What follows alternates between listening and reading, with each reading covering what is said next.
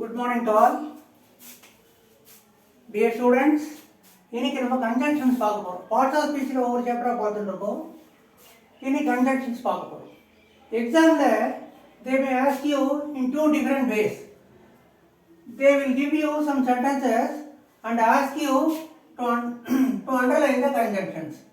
Or there will be sentences being underlined, sentence underline பண்ணி கொடுத்திருப்பாங்க and ask you to tell you to which part this particular word is related. Underline பண்ணிருக்கிற word எந்த conjunction அப்படின்னு சொல்லி கேட்பாங்க. அல்லது ஃபுல்லா கன்ஜங்ஷனே கொடுத்துட்டு கூட இங்க இருக்க கன்ஜங்ஷன்ல அண்டர்லைன் பண்ண கன்ஜங்ஷன்ஸ் எல்லாம் கோஆர்டினேட்டிங் கன்ஜங்ஷனா சபார்டினேட்டிங் கன்ஜங்ஷனா கேட்பாங்க. அதனால நம்ம கைண்ட்ஸ் ஆஃப் கன்ஜங்ஷனை பார்க்க போறோம். Don't worry. இப்போ ரொம்ப simple. fill in the blanks with suitable conjunctions. blanks கொடுத்திருப்பாங்க. அதுல எந்த கன்ஜங்ஷன் வரும்னு பார்த்து போடணும். ஆப்ஷன்லாம் எதுவும் கொடுத்துருக்க மாட்டாங்க. ஸோ நம்மளுக்கு தான் எல்லா கன்ஜங்ஷனும் தெரியணும், எல்லா கன்ஜங்ஷனுக்கும் மீனிங்கும் தெரியணும். கரெக்டா? ஏற்கனவே உங்களுக்கு நான் லிஸ்ட் ஆஃப் கன்ஜங்ஷன் கொடுத்துருக்கேன். இதே லிஸ்ட்ல யூடியூப் லிஸ்ட்லயே லிஸ்ட் ஆஃப் கன்ஜங்ஷன்ஸ் கொடுத்துருக்கேன். வித் தமிழ் மீனிங் கொடுத்துருக்கேன். ஏன் தமிழ் மீனிங்னா நம்மளோட மதர் டங் தமிழ் தான், புரியுறதா கொடுத்துருக்கேன். ஸோ அதை எல்லா கன்ஜங்ஷனும் மனப்பாடம் பண்ணுங்க, எல்லா கன்ஜங்ஷனோட தமிழ் மீனிங் மனப்பாடம் பண்ணுங்க. அப்போ இந்த அண்டர்லைன் பண்ணுறதோ இல்லை கன்ஜங்ஷனை ஃபீல் பண்ணுறதோ ரொம்ப ரொம்ப ஈஸியாக. இப்போ போலாமா? சென்டென்ஸ் போலாமா? சரி. she speaks that she knows everything. ஒரு டேட்ல ரெண்டு மூணு கன்ஜங்ஷன் கூட சூட் ஆகும். அதனால don't worry for that. she knows because she knows everything போடலாம். she knows as she knows everything போடலாம்.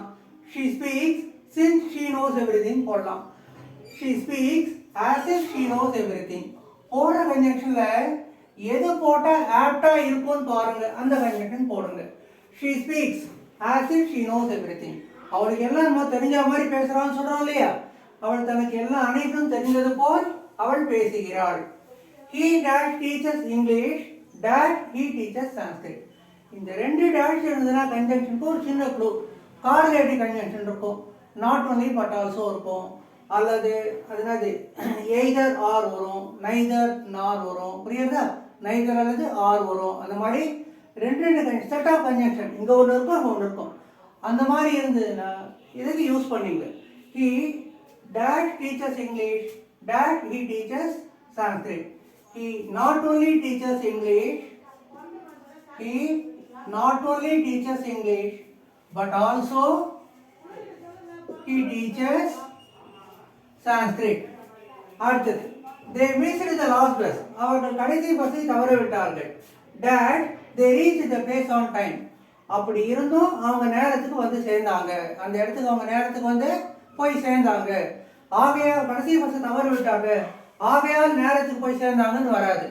ஆனாலும் நேரத்துக்கு போய் சேர்ந்தாங்க. ஆனாலும் அப்படி இருந்தும் அர்த்தம் எதுல இருக்கு? பட்டில் இருக்கு, எட்டில் இருக்கு, ஸ்டில்ல இருக்கு. உங்க இஷ்டம், எது வேணா போட்டுக்கலாம்.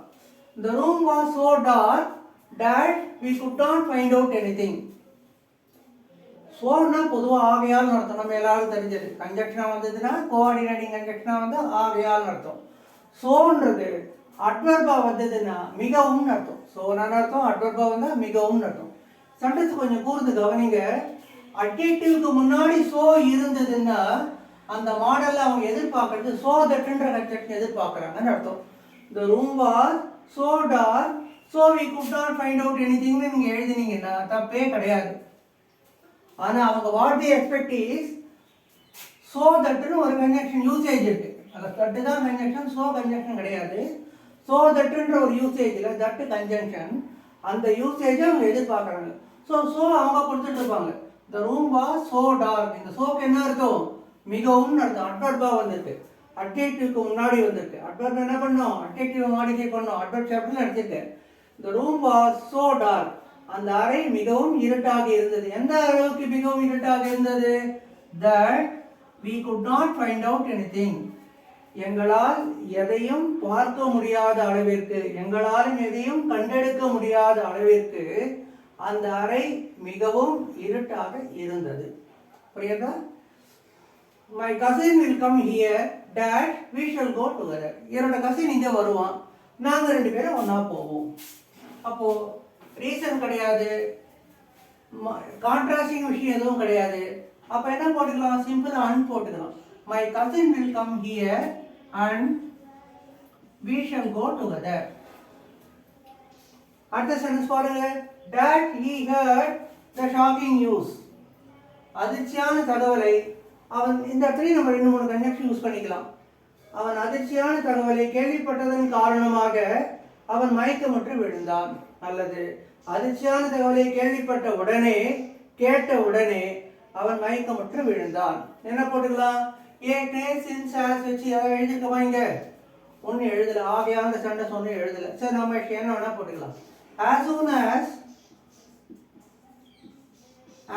as he heard the shocking news he fainted. அந்த அதிர்ச்சியான தகவலை கேள்விப்பட்ட உடனே அவன் மயக்கமுற்று விழுந்தான். சரி, be in time, இந்த இடத்துல நீங்க ஆஸும் போட்டுக்கலாம், சின்ஸும் போட்டுக்கலாம். புரியுதா?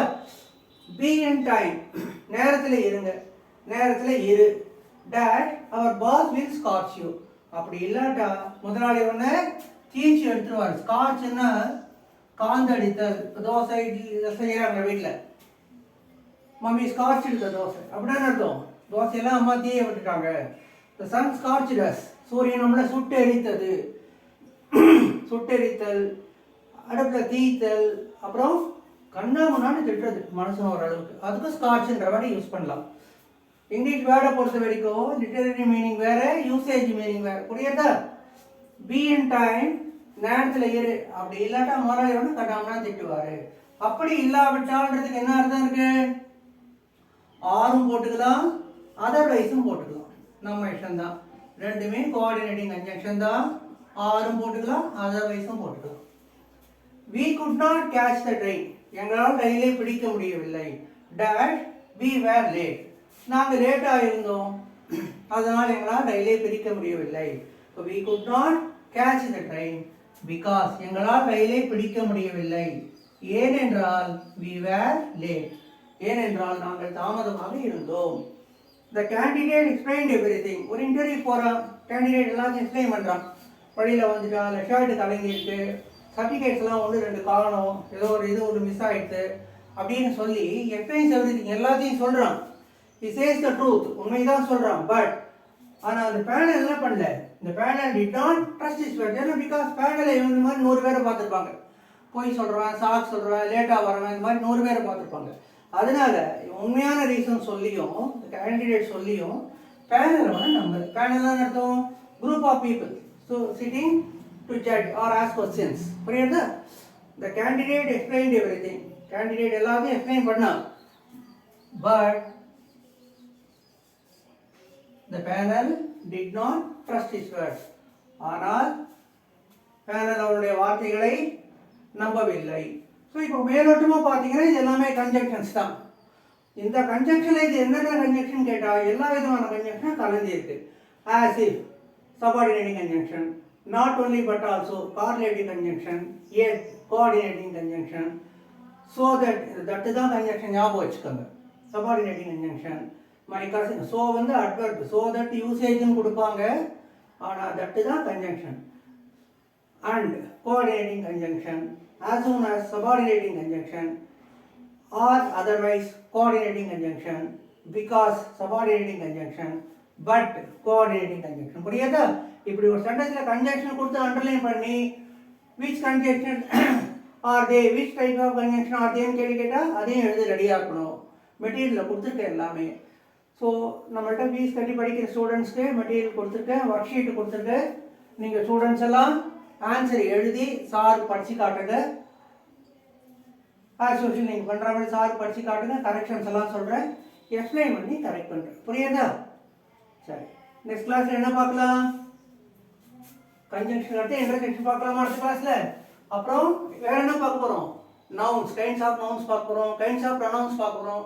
பார்ட்ஸ் ஆஃப் ஸ்பீச் இருக்கு, ஒவ்வொன்றுத்துலேயும் அதனோட கைண்ட்ஸும் பார்க்க போகிறோம். புரியுதா? For the student studying from 4th to 12th, CBSE ஸ்டூடெண்ட்ஸ்க்கும் ஈஸியாக புரியுற மாதிரி தமிழ் நடத்துகிறோம். பார்த்து புரிஞ்சுக்கோங்க, நல்ல எக்ஸாம் எழுதுங்க, எக்ஸாம் நிறைய மார்க் வாங்க. நெக்ஸ்ட் கிளாஸ் பார்க்கலாமா? Good night.